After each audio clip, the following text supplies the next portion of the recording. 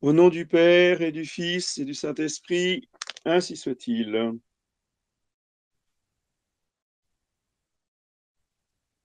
Ô très sainte Trinité, source de toute sanctification, nous vous offrons par les mains propices de Notre-Dame de la Salette, réconciliatrice des pécheurs, nos faibles réparations pour tant de sataniques blasphèmes, de si nombreuses profanations du dimanche et des fêtes d'obligation, un aussi orgueilleux mépris du précepte absolu de la prière, de la pénitence et de la mortification.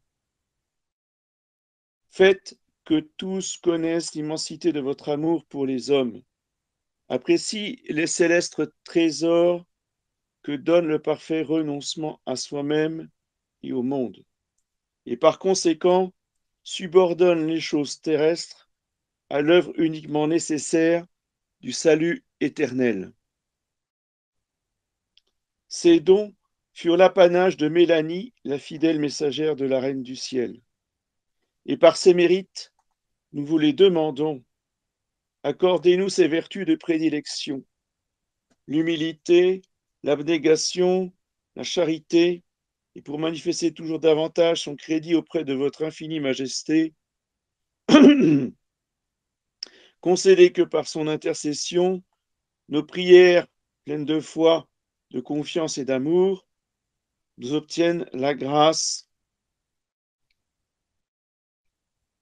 de la sanctification personnelle, par exemple, mais vous pouvez demander une autre grâce, nous conformant d'ailleurs à votre divin vouloir, quel qu'il soit.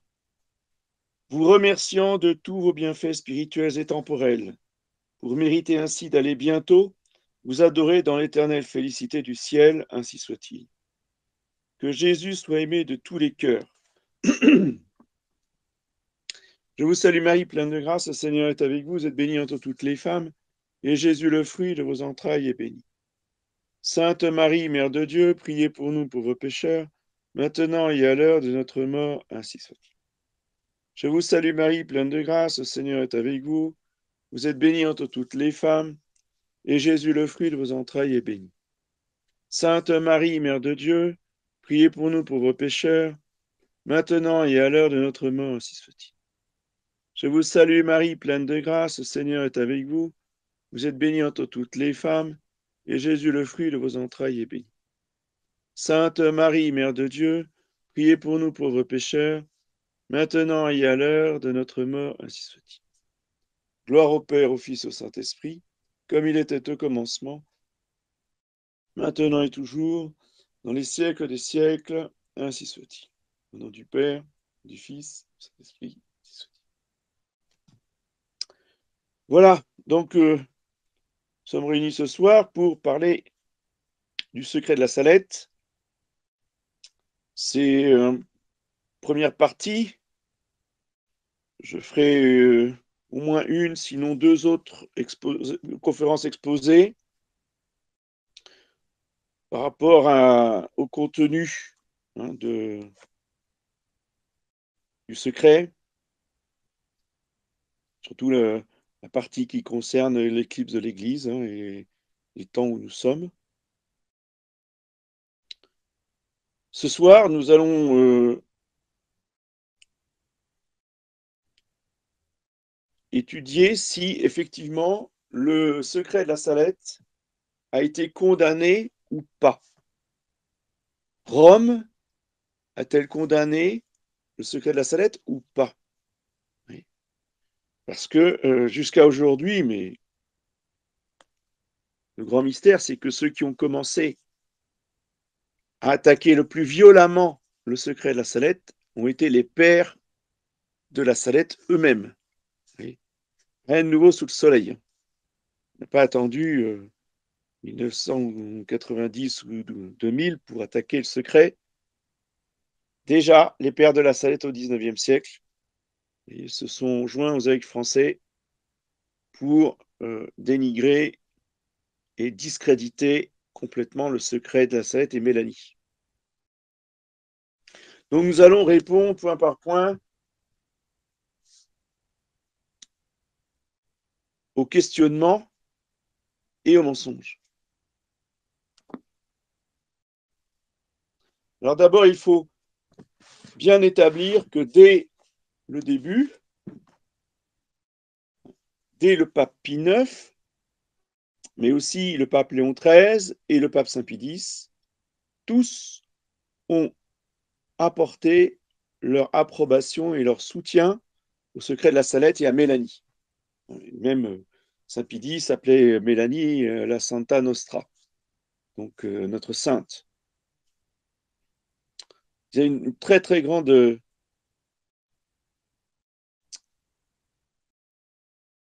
un très grand respect, on va dire, pour Mélanie et pour le secret. Même le pape Pie IX a tenu compte du fameux secret, le grand secret de deuxième version, avec l'imprimature de Monsieur Zola. Le pape Pie IX a tenu compte de ce qu'il y avait dans le secret par rapport à un attentat qui avait été tramé contre lui, etc., pour plusieurs autres choses. Donc, il tenait le secret pour véridique. Oui. Le culte de Notre-Dame de la Salette a été officiellement approuvé et autorisé par le pape Pie IX lui-même. Donc là, ce n'est pas un sous-secrétaire d'une congrégation quelconque, comme on le verra après à propos du secret. Non, là, c'est le pape en personne qui a envoyé un mandement à l'évêque de Grenoble en 1851. Citation: Nous défendons expressément aux fidèles de jamais s'élever publiquement de vive voix ou par écrit contre le fait que nous proclamons aujourd'hui et qui dès lors exige le respect de tous. Alors bien sûr, si vous voulez, comme pour Notre-Dame de Fatima, dont l'apparition a été approuvée solennellement par le pape, évidemment, plus personne ne peut et plus personne n'attaque les apparitions de Notre-Dame à la Salette. Tous, c'est ça qui est assez cocasse, on va dire. Et les plus grands ennemis de la Salette, enfin, les plus grands ennemis du secret de la Salette, vous voyez, arborent une statue de Notre-Dame de la Salette dans leur chapelle, bien sûr. Évidemment. Parce qu'ils dissocient l'apparition du secret. Et nous allons voir que c'est absolument impossible, car les deux ne font qu'un.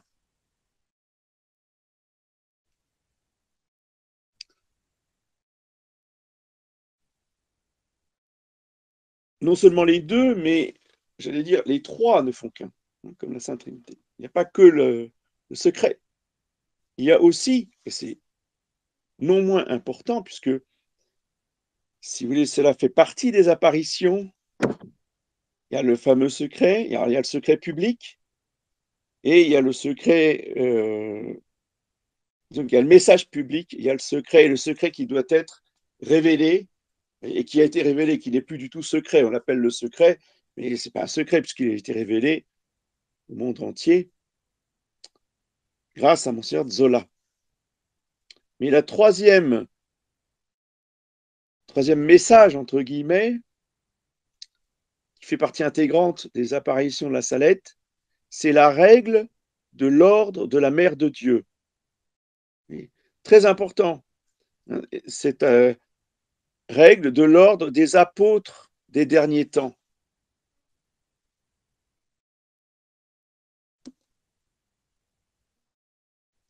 Donc, dans le livre de M. Cagnoni, oui, alors le livre de M. Cagnoni, je vous l'ai mis en lien sur le groupe, là.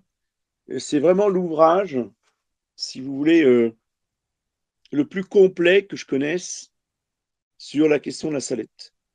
Il y a des dizaines et des dizaines de livres sur la Salette, et il y en a qui sont vraiment intéressants, mais c'est pour ceux qui veulent vraiment se lancer dans une étude approfondie. Vous avez les livres du chemin de Brandt, vous avez d'autres livres très très intéressants. Mais pour le fidèle qui n'a pas des centaines d'heures à consacrer à l'approfondissement de questions de la Salette, si vous voulez aller à l'essentiel, vous achetez le livre de M. Cagnoni. Bon, il fait quand même déjà 500 pages, c'est pas mal. une petite brochure. Et avec le livre de Monsieur Canoni, vous avez tout ce qu'il faut pour voir les principaux arguments. Après, ce qui est vraiment intéressant, vraiment instructif, qui apporte énormément d'éléments, c'est le livre du marquis de la Vozelle, Le secret de la Salette devant l'épiscopat français. Et ça, c'est vraiment un livre, c'est un trésor. Et un laïc qui s'est battu contre tous les évêques français, qui n'a jamais été condamné. Et pourtant, Dieu sait s'il l'a réclamé, son excommunication. Il a dit, mais faites-moi comparaître devant le tribunal du pape et j'accepte d'être excommunié. Personne n'est allé le traîner devant le tribunal du pape, évidemment. Vous savez très bien que ça n'aurait pas fonctionné. C'est un peu comme avec Sainte Jeanne d'Arc. Vous voyez, Sainte Jeanne d'Arc fait appel au pape, mais évidemment que Cochon et tous ces théologiens gallicans se sont bien gardés d'en appeler au pape.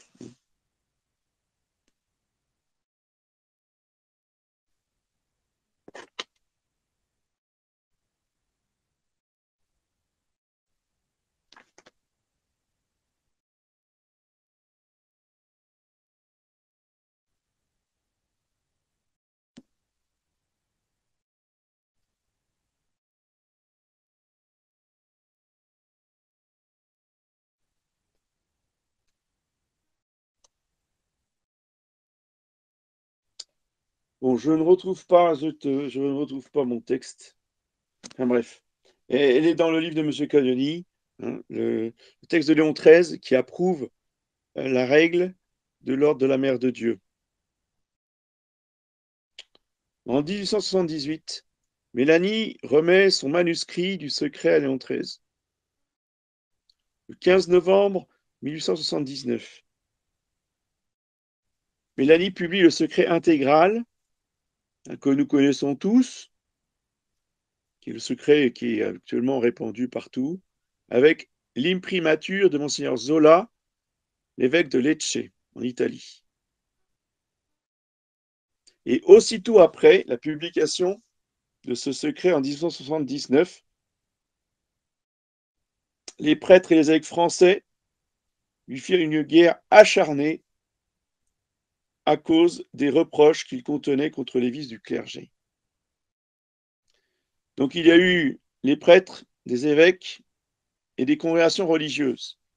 Notez que dans les congrégations religieuses, c'était que des congrégations d'hommes. Aucune congrégation de femmes n'a attaqué le secret. C'est intéressant comme détail. Alors que l'on sait parfaitement aujourd'hui que le clergé était effectivement déjà corrompu. Et aujourd'hui, évidemment, on est arrivé à des sommets de corruption contre nature et satanique, absolument inimaginable. Donc, la réaction du clergé au XIXe siècle montre bien déjà l'état de corruption des prêtres et des évêques à l'époque.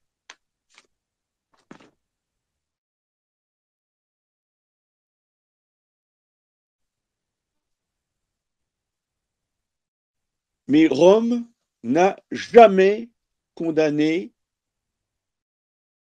Rome en tant que Saint-Siège, n'a jamais condamné le secret.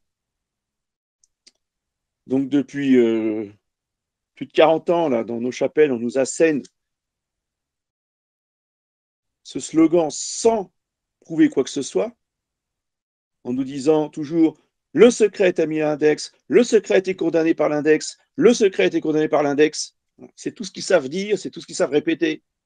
Et les fidèles, évidemment, répètent comme des perroquets le secret a été condamné par l'index et le Saint-Office. Le secret, oui, d'accord, mais bon. Examinons les choses, s'il vous plaît. Est-ce que vous avez été vérifier les documents? La plupart vous diront non. Vous voyez? Et la seule preuve, la seule démonstration, ce n'est pas une preuve, la seule démonstration, parce qu'il publie les documents, je parle de l'Institut Mater Boni Concili, il publie les documents tels que, mais il ne démontre rien. Vous voyez, ils ne répondent pas à nos démonstrations. Ils ne répondent pas à nos réfutations. Ils se contentent de publier les textes. Justement, dès le départ, si vous voulez, on voit bien que les textes ont été faussés. Ce ne sont pas des textes officiels. Ce ne sont pas des textes du pape.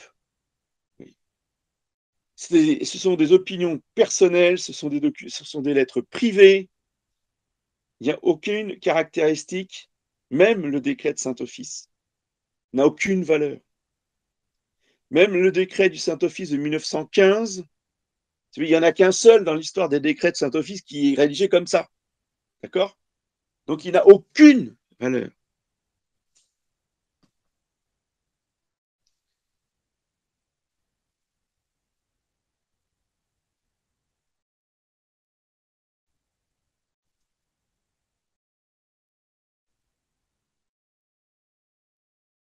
Ce qui a été condamné en 1923, ce sont les ajouts faits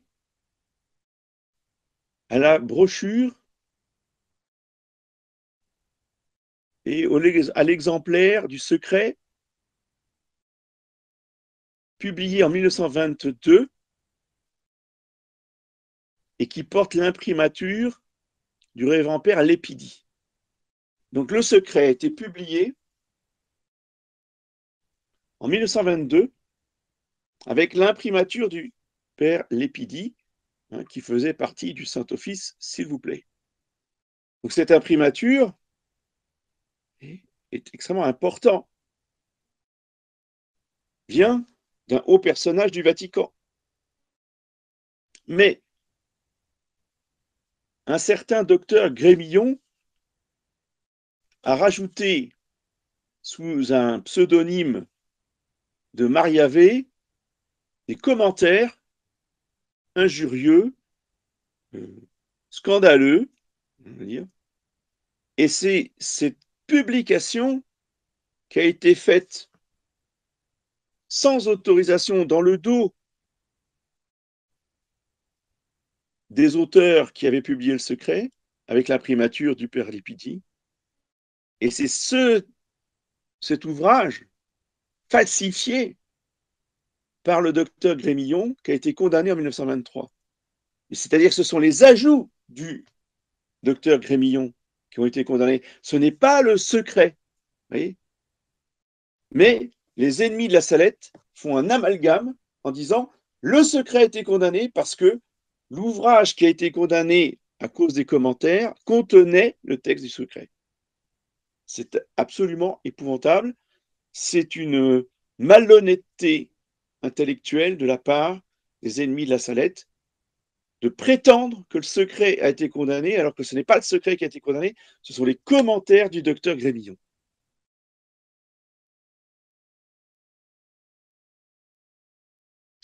Non seulement Rome n'a pas condamné le secret en 1923, mais déjà le pape Léon XIII, donc quelques temps avant, en 1880, chargeait M. Amédée Nicolas, qui était un avocat, je cite Léon XIII, de rédiger une brochure explicative du secret tout entier, afin que le public le comprenne bien. Fin de citation. Donc vous comprenez, le pape Léon XIII, lui, il dit à M. Nicolas, rédiger une brochure explicative. Il faut que le peuple de Dieu comprenne bien. Le peuple de Dieu, oui, vous allez me dire, ça c'est une expression conciliaire. On va dire le peuple catholique, les fidèles catholiques, disons, comprennent bien le secret tout entier, dit Léon XIII. Il ne faut pas nous dire que Le pape a condamné, aucun pape n'a condamné le secret, d'accord? Non seulement n'a pas condamné, mais voulait qu'on le comprenne bien.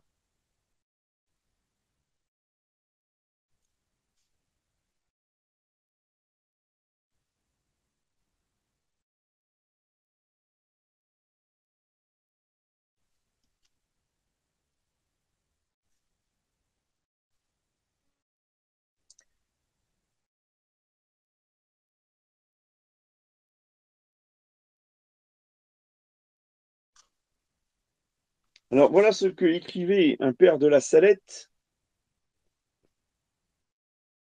Non, c'est pas un père de la Salette, c'est un chanoine de Reims en 1912. Nous disons en effet que le tissu de grossièreté et de sottise publié sous le titre de Secret de la Salette, de Secret de Mélanie, a été mis à l'index le 7 juin 1901 et le 12 avril 1907. Donc tout ça évidemment complètement faux. Et voyez le ton, voyez le ton utilisé.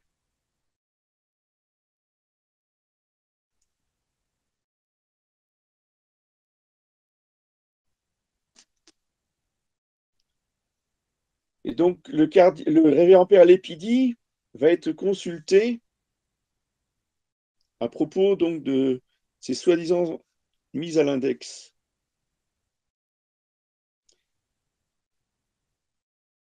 Réponse du révérend père Lépidi. Donc ça c'est en 1912.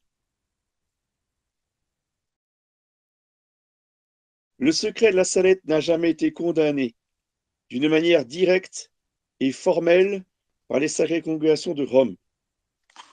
Seuls ont été condamnés 2 livres de l'abbé Combe qui faisaient des commentaires sur le secret. Ça, oui, ils ont été mis à l'index.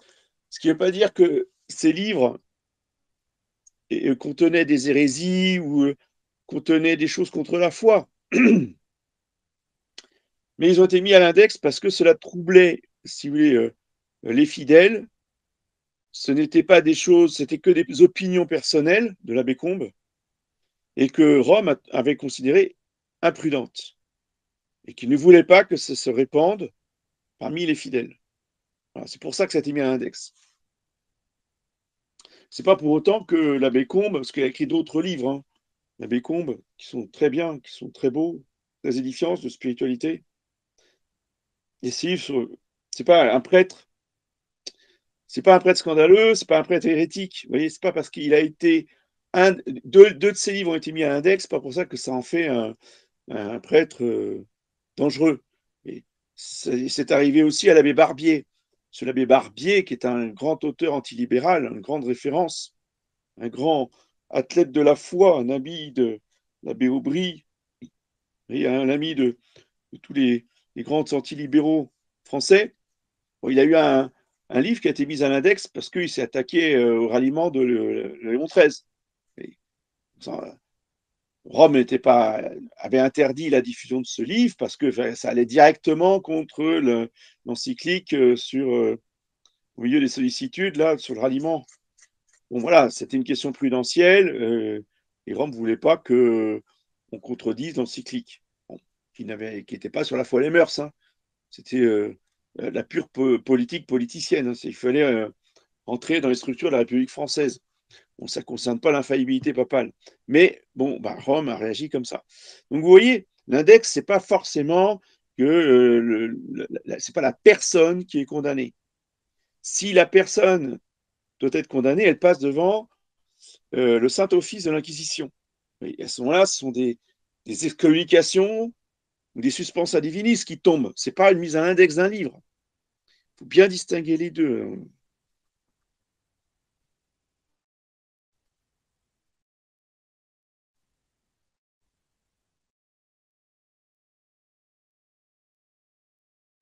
Alors maintenant, il y a le fameux décret du 31 décembre 1915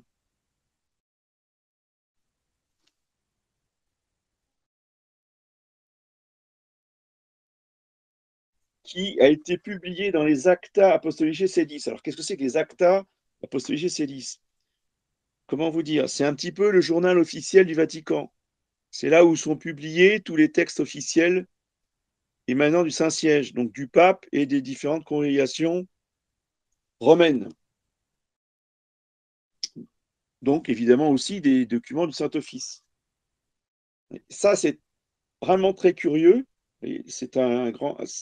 Ça fait partie déjà du mystère d'iniquité, qui est quelqu'un à Rome qui a eu le culot d'insérer dans les actas officiels ce décret de 1915.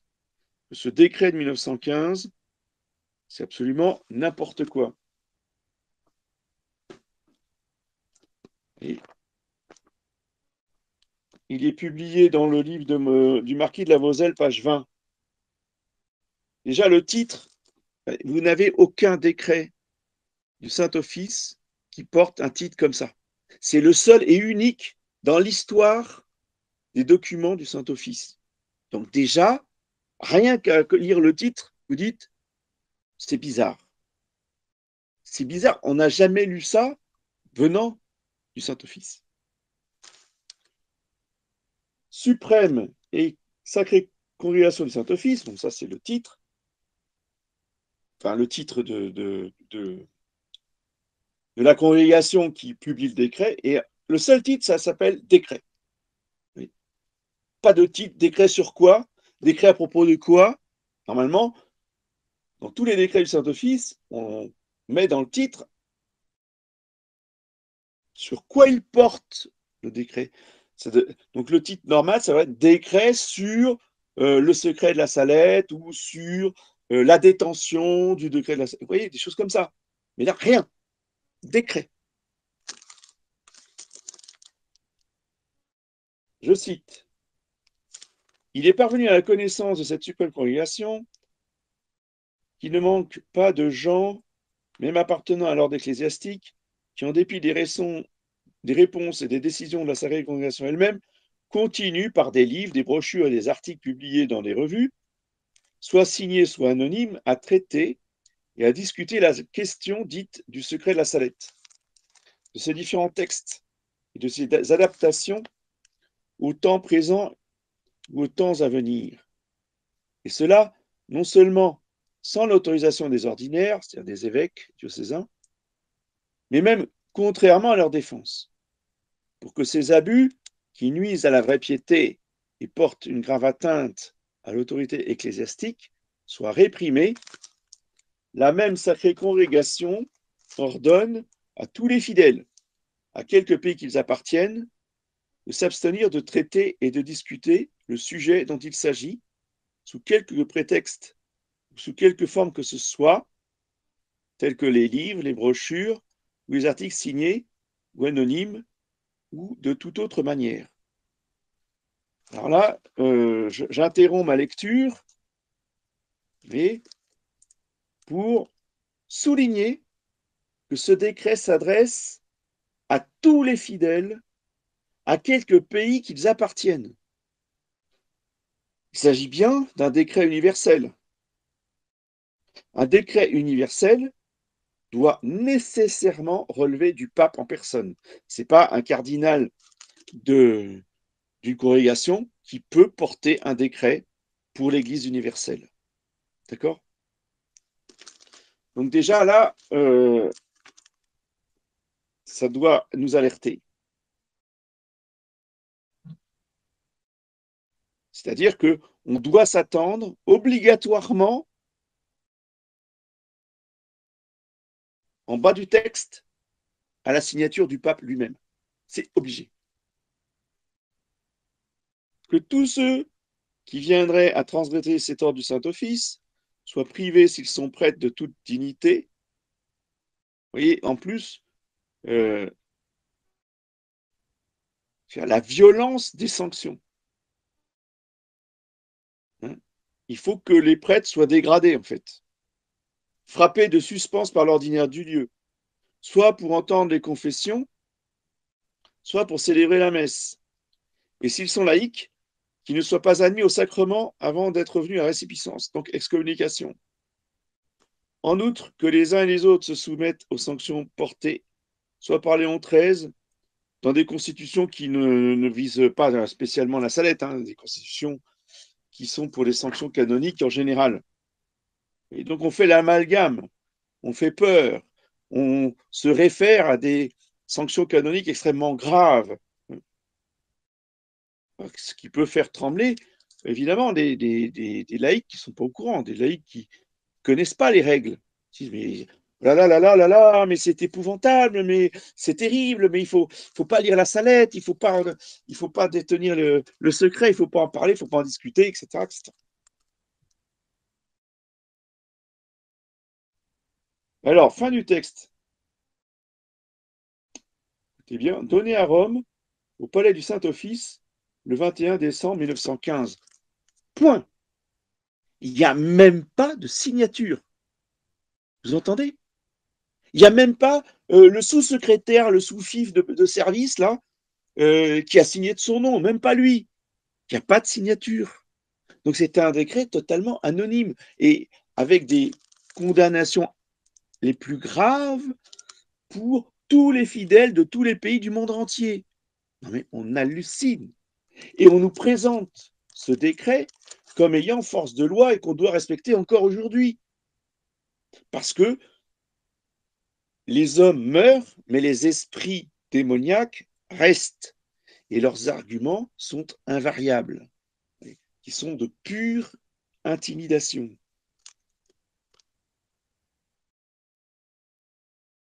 Alors, je ne vais pas rentrer dans trop de détails parce qu'il faut rester le plus simple possible pour être le plus compréhensible possible. Mais je vais juste vous citer des conclusions qu'il y a dans tous les décrets du Saint-Office, les autres, vous voyez, qui eux sont signés, mais avant la signature, vous avez une formule consacrée, vous voyez, pour publier le décret, ce qui n'existe absolument pas pour le décret de la Salette. Donc déjà,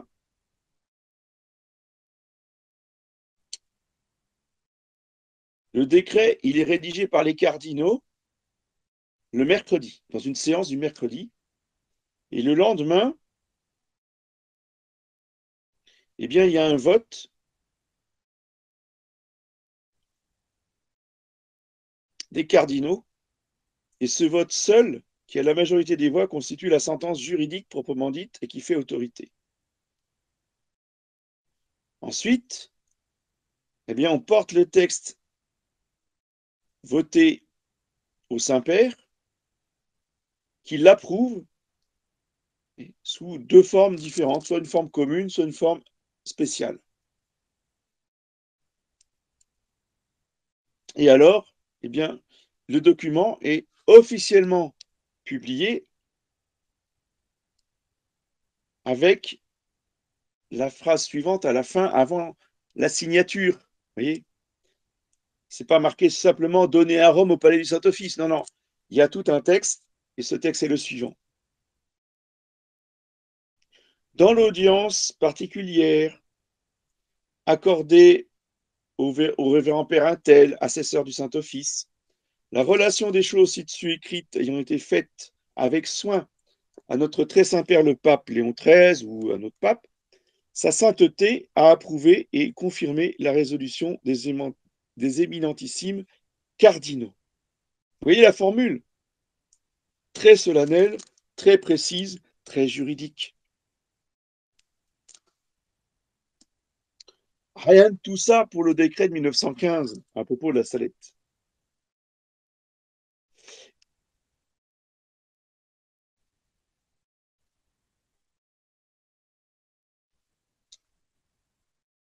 Et pour ce qui concerne justement cette dimension universelle, hein, du décret de 1915, on ordonne à tous les fidèles, à quelques pays qu'ils appartiennent, eh bien, la forme commune n'aurait pas suffi. Il aurait fallu une forme spéciale qui fait du décret un acte personnel du pape, avec cette sentence finale de notre propre mouvement, de science certaine, dans la plénitude de notre autorité apostolique, nous statuons que ceci, cela. Vous voyez, il n'y a pas du tout, il n'y a aucune de ces formules, hein, dans le décret de 1915.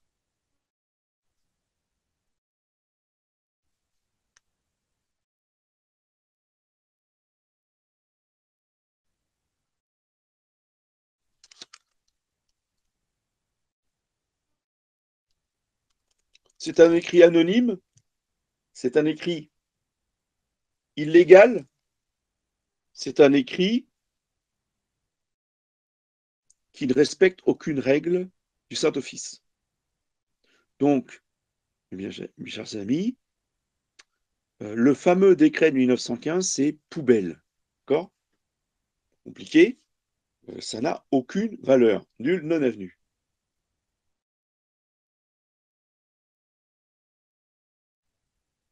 Alors maintenant, on nous présente deux lettres d'un cardinal. D'accord, c'est des lettres d'un cardinal, mais ce sont des lettres privées.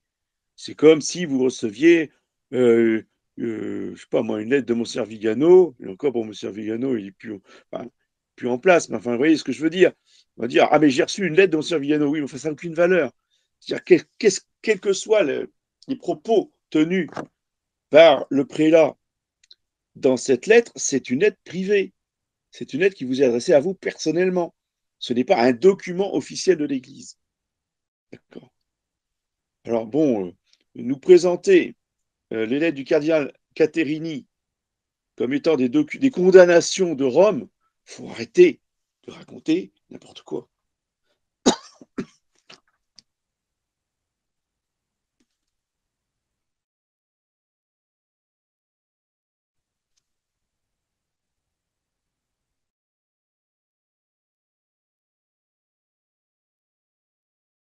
Et en plus, pour la petite histoire, vous voyez, donc c'est raconté par Monsieur Cagnoni à la page 90. Monseigneur Corter, en 1881, évêque de Troyes, sous prétexte que la publication du secret causait du trouble en France, en demanda la mise à l'index. Donc, cet index de 1915, si vous voulez, fait suite à de longues années de pression de l'épiscopat français pour la condamnation du secret.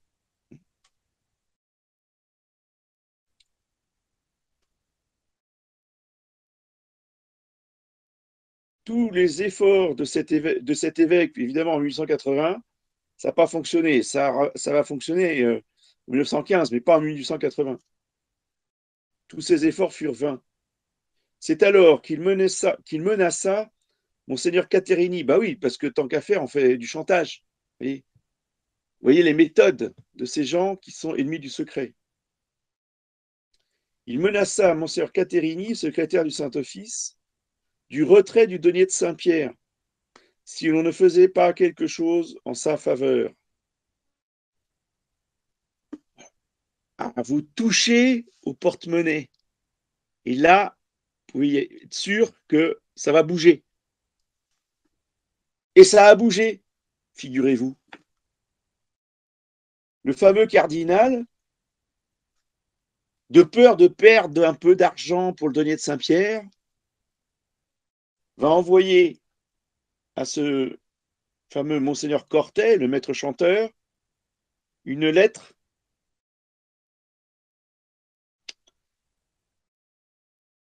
qui a été publiée par l'ami du clergé du 26 août 1897.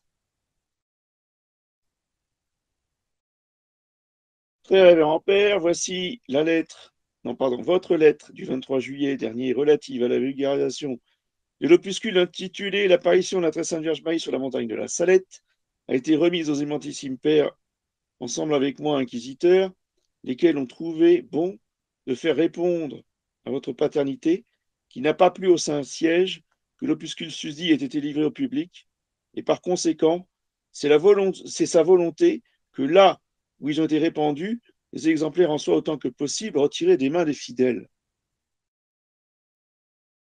Et alors? Et alors? C'est une réponse qui n'en est pas une. Il a été remis aux membres de la congrégation de l'Index, votre lettre, et puis ils ont dit que bah, c'est pas bien, hein, ils ne sont pas d'accord. Hein. Il faut retirer le secret des mains du public. On s'en fiche complètement de l'opinion personnelle de messieurs les inquisiteurs. Vous comprenez? C'est pas comme ça que ça fonctionne dans l'Église. Mais on nous présente cette lettre personnelle d'un cardinal qui répond au chantage de Monseigneur Cortet, qu'il menace de ne plus lui envoyer le denier du culte, de ne plus lui envoyer le denier de Saint-Pierre. C'est hallucinant.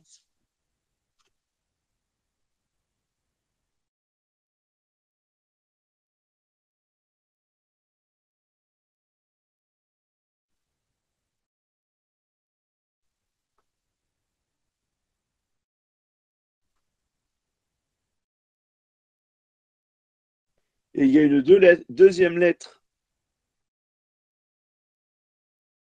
du cardinal Caterini, alors elle envoyée au supérieur des pères de la Salette,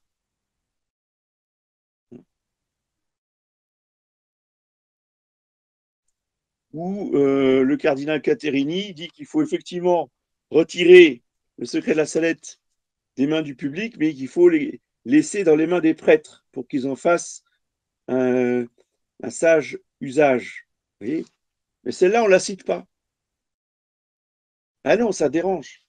Donc on ne cite que la lettre à Monseigneur Cortet. Et après, on va nous dire qu'ils sont de bonne foi. Après, on va nous dire que le débat est honnête. Excusez-moi. Si le débat est honnête, on prend tous les documents et on analyse les documents objectivement. Et non pas en essayant de prendre tout ce qui va à charge contre la Salette.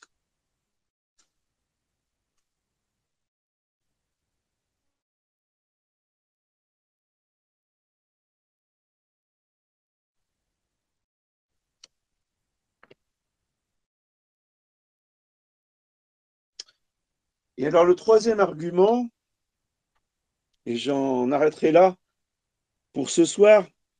Alors évidemment, nous survolons la question.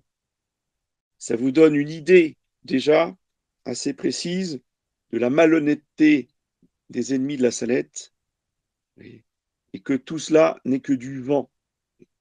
C'est de l'esbrouf, ça ne tient pas à l'analyse. Après, à vous de lire le livre La femme et le dragon de Maurice Caglioni et la correspondance Le secret de la Salette devant l'épiscopat français du marquis de la Vozelle. Et là, vous aurez vraiment, avec ces deux livres-là, vous serez parfaitement renseigné, vous aurez tous les tenants et les aboutissants de cette question.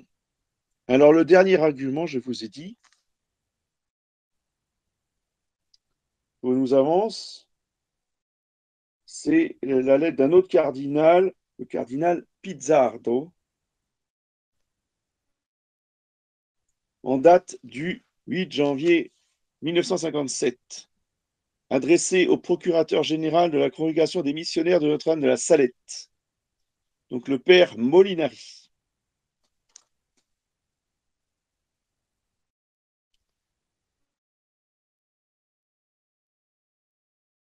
Que disait le cardinal Pizzardo dans sa lettre au père Molinari?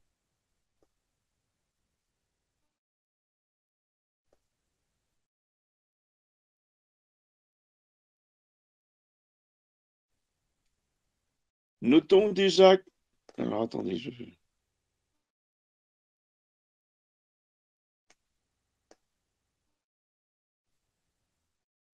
En conséquence, voilà, dit le cardinal Pizzardo, je me fais un devoir de vous faire connaître que cette suprême congrégation a examiné et condamné par le décret cité l'opuscule susdit édité et diffusé par la Société Saint-Augustin, même sans la lettre du docteur Mariavé soulignée par nous.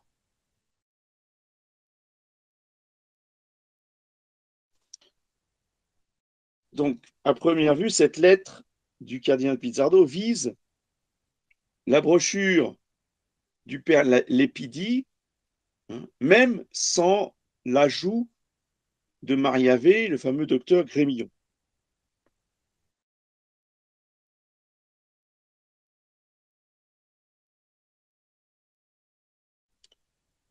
Donc la congrégation a bien condamné la brochure falsifiée, bon ça, tout, 1923, je vous rappelle, je l'ai dit au début, Donc, le cardinal Pizzardo se réfère à cette condamnation-là.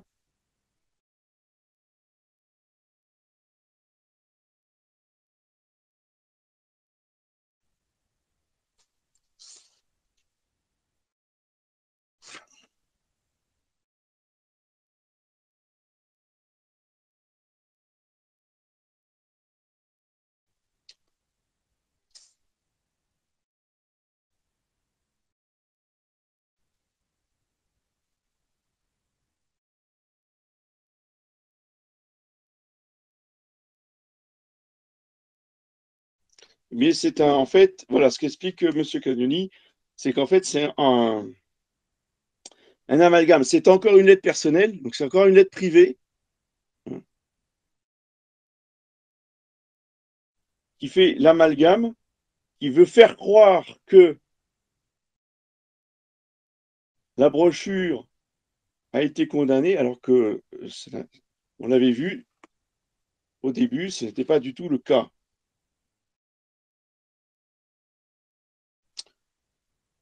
Donc après, il y a toute une polémique là-dessus que je vous laisserai lire, hein, dans le livre de Maurice Cagnoni, les pages 358 et suivantes. Je ne veux pas trop rentrer dans les détails, si vous voulez, des polémiques, parce que ça complique les choses, ça peut contribuer à les embrouiller. Donc, je ne veux pas embrouiller votre esprit ce soir, mais garder les choses de manière la plus simple. Voyez. Évidemment, en 1957, j'ai pas besoin de vous faire un dessin. Le cardinal Pizzardo, dans quelle tendance, dans quel réseau il se trouvait, évidemment, dans les réseaux Rampolla. En 1957, on est tout près du Concile Vatican II, donc se référer à un cardinal ennemi de la Salette en 1957, je veux dire, c'est le comble de la mauvaise foi.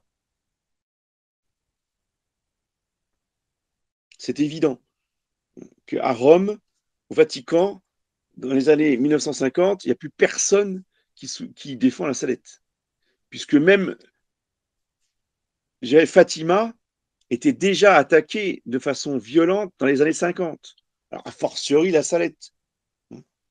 Si on n'avons pas eu le troisième secret de Fatima, c'est bien à cause de toutes les cabales qui ont eu lieu dans le Vatican même pour que le pape ne lise pas et ne publie pas le troisième secret de Fatima. Voilà. Donc, je resterai là pour ce soir. Et je ne reviendrai plus sur l'histoire du secret. J'en avais déjà parlé en 2013. Il n'y a rien de nouveau, hein, depuis, mais bon, il y a beaucoup de nouveaux qui sont arrivés, mais il n'y a rien de nouveau dans la démonstration. Mais je pensais qu'aujourd'hui, le 19 septembre, jour de la fête de l'apparition de Notre-Dame à la Salette, il était bon de marquer les choses, vous voyez, pour réaffirmer contre ceux qui affirment toujours et qui ont affirmé encore cet été, on me l'a rapporté, hein, que le secret de la Salette avait été condamné par l'index. Donc, tant qu'ils répéteront ça à satiété, moi je répéterai à chaque fois, coup pour coup, que le secret de la Salette n'a jamais été condamné par le Saint-Office, que les décrets sont nuls, invalides et non avenus, ne viennent absolument pas du pape et sont complètement illégaux dans leur rédaction et dans, je dirais, l'absence de la procédure légale. Voilà. Maintenant, si vous avez des questions, je suis prêt à vous entendre. Alors, pour les questions, je vous rappelle, vous appuyez sur le petit micro rouge et je vous donne la parole.